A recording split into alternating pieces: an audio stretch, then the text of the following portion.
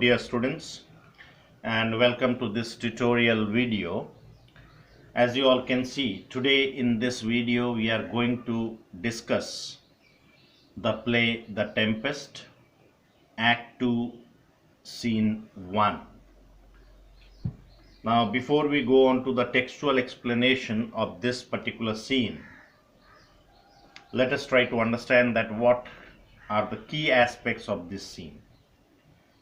Now this particular scene takes place in another part of the island where King Alonso is mourning for the supposed loss of his son. Gonzalo, who is the wise old counselor of the king, tries to comfort him,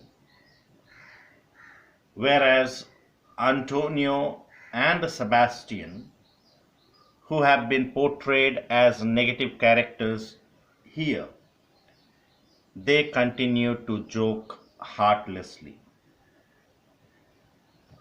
So here we see that a large number of courtiers who survived the shipwreck are seen on another part of the island. All of these courtiers are in a bad temper and they are discouraged. King Alonso also is mourning at the loss of his son, but Gonzalo tries to cheer up Alonso by telling him that they are lucky enough to have been saved. Alonso is sad because of the supposed death of his son Ferdinand. In order to cheer him up, Antonio and Sebastian use a series of puns making fun of Gonzalo.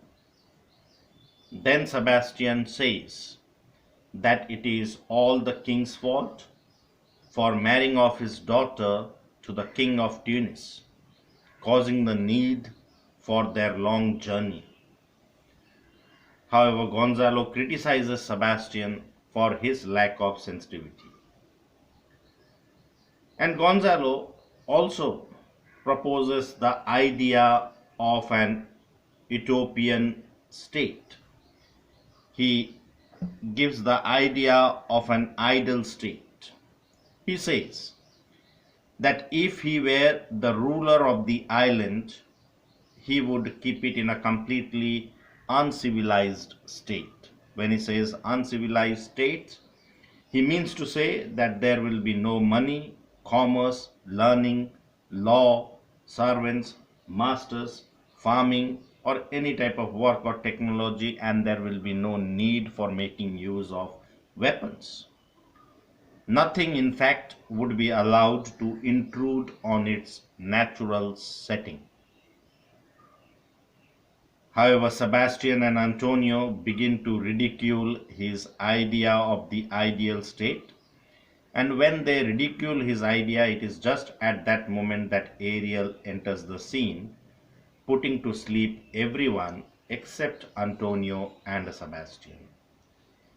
Now when all the courtiers, including the King Alonso, is asleep, Antonio gives Sebastian the idea of murdering Alonso, his brother, and seizing his kingdom. Now, they thought that Ferdinand is drowned and Alonso's daughter being married in a faraway kingdom Tunis, there is no one left to succeed Alonso. And Sebastian realizes that he could easily become the next king if he kills Alonso. He recalls that Antonio similarly overthrew his brother and asked if his conscience bothers him. Whereas Antonio replies that I feel not this deity in my bosom. They agree to kill King Alonso. They draw their swords, one to kill King Alonso and the other to kill Gonzalo. They think that the other men will be docile enough to go along with their new rulers. But as they draw their swords, Ariel re enters and he awakens Gonzalo, who wakes up the others with a shout, and they all see the two standing in their midst with their weapons out. So they are surprised to see Antonio and Sebastian in their midst with their swords drawn. Sebastian comes out with an excuse that he had heard a roar at a distance and had mistaken it for the sound of lions. The two had drawn their swords merely to protect themselves. The entire party decides to leave the spot to avoid the approaching lions. Moreover, they still have the task of looking for Ferdinand. As they depart, Ariel leaves too, so that he can give Prospero the latest news. So this is what briefly takes place in this particular scene. Now we will try to understand it textually. So as said, this particular scene takes place in another part of the island. The characters present on the stage are King Alonso, Sebastian, Antonio, Gonzalo, Adrian, who is another courtier, Francisco, and others. So we see that King Alonso is mourning for the supposed loss of his son Ferdinand, and Gonzalo is trying to comfort the king, cheer up the king, or help the king come out of his gloomy mood. So Gonzalo says, "Beseech you, sir, be merry. You have cause, so have we all, of joy. For our escape is much beyond our loss." Now, what does beseech mean? Beseech means to earnestly request someone. Now, since King Alonso is in a very sad and a gloomy mood, Gonzalo tries to cheer up the king, and he earnestly begs the king to be merry, to be cheerful. Though he admits that King Alonso has a reason to be sad. So though there is sufficient cause, enough reason for King Alonso to be sad, but still Gonzalo earnestly begs him to be cheerful and happy. And he also says that they all have the reason to be joyous as well. They all have cause to be happy because their escape from the shipwreck is much beyond our loss. Much beyond here means our. So the advantage of their escape from death is above all other losses. And our hint of woe, woe here means misery, suffering, sorrow. So the cause of their sorrow is common. It is not that they are the only ones who are made to suffer. It is common to everyone. And he goes on to give examples. He says, for every day, some sailor's wife, the captain of some merchant ship, the master of some merchant, here merchant means the merchant vessels, master means the captain, the captain of some merchant vessels, or the merchant himself, they too just have the same reason for sorrow as King Alonso was having at that moment.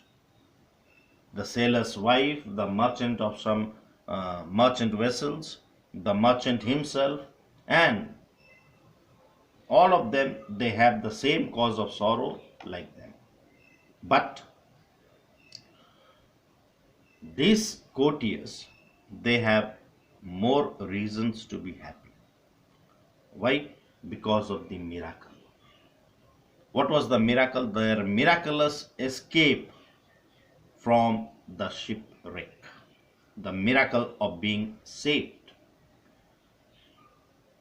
And why it is happy for them, I mean, our preservation. Preservation means they are alive. They were saved from that shipwreck. Whereas only a few people out of millions can speak of such an experience. Many people, okay, many merchant vessels, many merchants, they face such type of storms, tempest out in the sea. And millions of them are not able to escape their death. But these set of courtiers have been fortunate to escape death. Therefore, Gonzalo says that can speak like us. Then wisely, good sir, weigh our sorrow with our comfort. Therefore, it is better to be sensible and weigh their sorrow with their comfort. Here, weigh means to balance their sorrow against their joys. It is sensible for them to balance their good fortune against their grief. However, Alonso is in no mood of listening to the wise words of Gonzalo. He is affected with so much of sadness. So Alonso says, Prithvi, peace. I pray you, please have peace. Silence. Please keep silence and do not talk. He preferred to be silent. He preferred to be alone at that particular moment. And Sebastian says, jokingly, okay, heartlessly, he mocks at Gonzalo and he comments on King Alonso, saying that he receives comfort like cold porridge. King Alonso is receiving that comfort which is provided by Gonzalo like something that is unpalatable. Cold porridge means something that is unpalatable, something that is not tasty to eat. And Antonio says, the visitor will not give him over so. Though the King Alonso is in no mood of taking in the wise words of Gonzalo, is in no mood of accepting the comfort that is provided by Gonzalo, but still Gonzalo will continue to counsel or go on to speak those wise words. But here it is interesting that how they mock at Gonzalo, how these two characters are making fun of Gonzalo.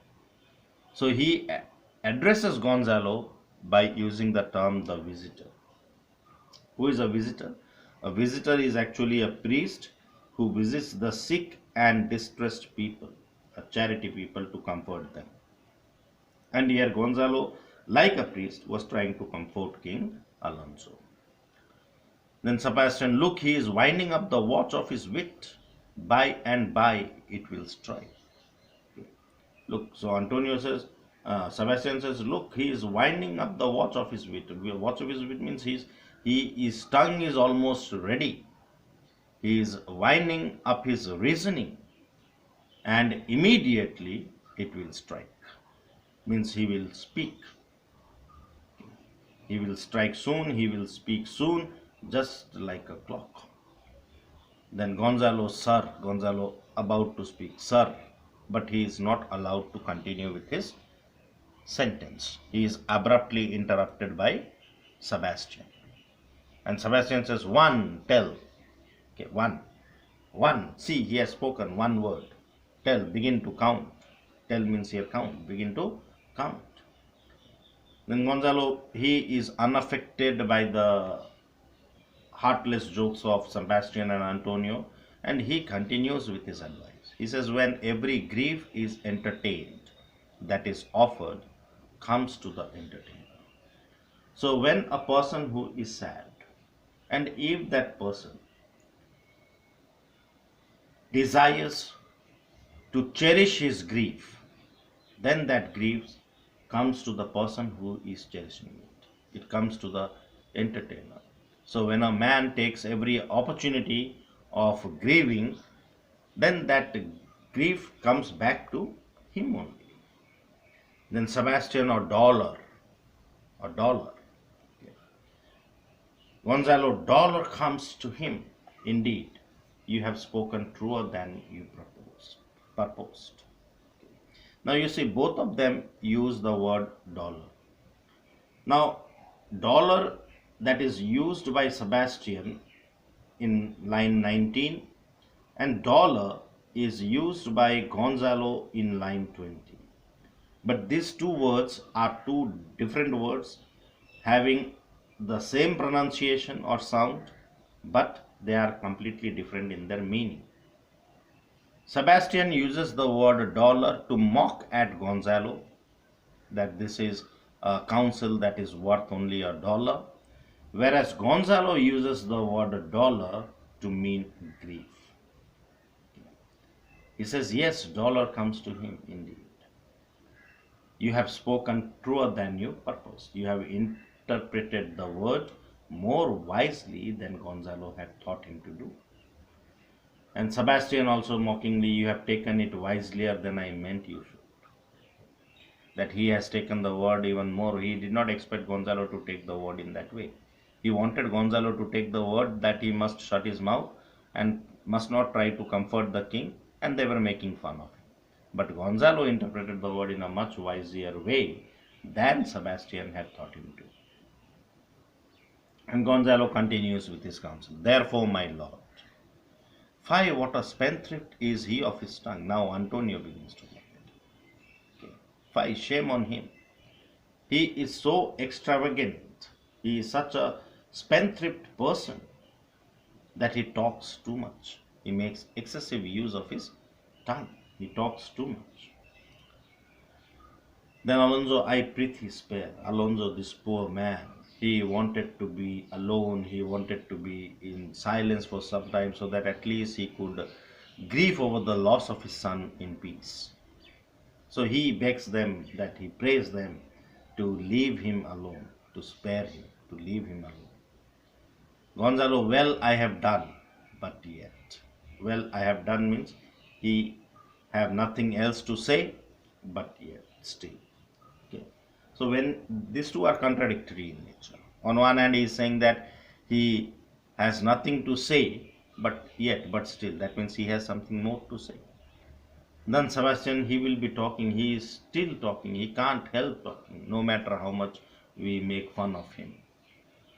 Antonio, which of he or Adrian for a good wager first begins to crow? Now you see how they are belittling these two characters, Gonzalo and Adrian. He says, let us bet that who? Gonzalo or Adrian? Okay, Adrian, who is another wise counselor, who out of these two people, who will be the first one to crow? First one to crow, who will be the first one to speak? Now, but they have used the word crow to describe them. They are speaking, their words are just like the cawing of a crow. Then Sebastian bets that, okay, the old cock. Who will first begin to speak? The old cock. Who is the old cock? Gonzalo. Sebastian says that according to him, Gonzalo would be the first one to speak. However, Antonio is of the mind that the young cock or the cockerel, that is Adrian, would be the first one to speak. Then Sebastian done, agreed the wager, the wed. He accepts the challenge and he says, let us bet. Then Antonio laughs and Sebastian, a match. It is agreed. He agrees to the bet of Antonio. Then Adrian speaks, though this island seem to be desert. Now he is trying to make an important speech here. Though that this island seem to be desert. Okay. But he is not allowed to complete his statement. But let us try to understand what he means like from this line, that though, he says, although the island on which they have arrived appears to be a desert, like a desert, that is lonely and desolated or isolated. Then Sebastian, ha ha ha, so you are paid. So Sebastian says that he laughs and he tells Antonio that so you are paid, you have won the bet. Antonio has won the bet because Antonio said that the young cockerel, that is Adrian, would be the first one to speak, and he is the first one. after the bet. So therefore Sebastian laughs and says that you have won the bet. Adrian, uninhabitable and almost inaccessible. He continues that though the island appears to be lonely, isolated, uninhabitable, okay, that is without any inhabitants, and almost inaccessible, it is almost out of humanity's reach. Sebastian yet, Adrian yet. Okay, so before Adrian could continue, Sebastian says yet. Antonio, he could not miss it. Okay. He could not miss that word yet. It must needs be of subtle, tender, and delicate temperance. So, though the island is lonely, isolated, uninhabitable, and almost inaccessible, but still, the island is of favorable, warm temperance. It is subtle, tender, and delicate temperance. It is refined, mild, and has a pleasant temperament, climate. Antonio, temperaments was a delicate wench. So he says that temperaments, the word that he has used, temperance, was the name of a fine lady. Wench here means a lady. The Antonio, yes, and a subtle, Sebastian, yes, and a subtle as he most learnedly delivered. Okay. It was subtle, it was crafty, as he has most scholarly described that lady. Adrian, the air breathes upon us here most sweetly. Okay, the air of that island is sweetly perfumed. The air of that island is sweetly perfumed. Now Sebastian mocking at Adrian, saying that the air is sweetly perfumed or breathes, okay, as if the air had lungs, and those lungs are rotten ones. They are infected with the rotten things. There is nothing sweet in the air. Or as it were perfumed by a fen, or it may be that the air is perfumed by marshy soil. So Gonzalo says that here is everything advantageous to life. He continues to Adrian, and he says that everything on that island is beneficial, is necessary for life. So Antonio, true, save means to live. So everything may be beneficial, but on this island there is no means of living. Of that there is none or little. As far as the means of living is concerned, even Sebastian agrees that there is nothing on this island, and if anything is there, it is of very little extent. Then Gonzalo continues to describe that island and says, how lush and lusty the grass looks, how green. Okay. How lush and lustrous. Lusty means how luxuriant and strong green the grass looks on the ground. But Antonio, belittling the statement of Gonzalo, says that the grass may be lusty, the grass may appear to be luxuriant, but the ground indeed is stony. So the ground, the earth beneath that grass is brown, is yellowish brown. Then Sebastian, with an eye of green in it. So the ground is yellowish brown with an eye or slight shade of green on it. Antonio, he misses not too much, not much. Okay, so Gonzalo, while describing that island, he does not miss much. He is not far from being wrong. Then Sebastian, okay, so we'll do till here in this video. Thank you for watching, and we'll continue from here in the live class.